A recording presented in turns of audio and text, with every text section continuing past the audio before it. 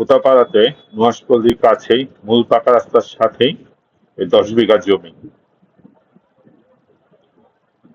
এখান থেকে জমিটা শুরু, এপাশ দিয়ে বাউন্ডারি করা আছে পুরোটাই।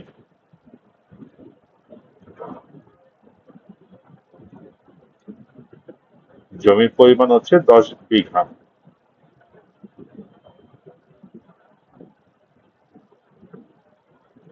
এটা ঘর আছে থাকার জন্য।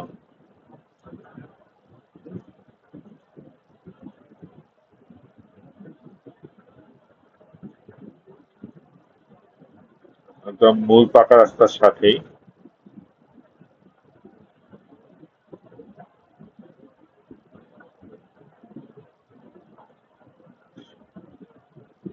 নুহাশপল্লির একদম কাছেই, হোতাপাড়াতে।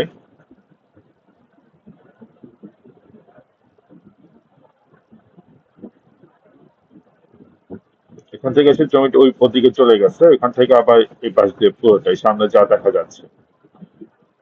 ওই ধান গাছের ওই পাশে একটা খুঁটি আছে, ততটুকু পর্যন্ত পুরোটাই।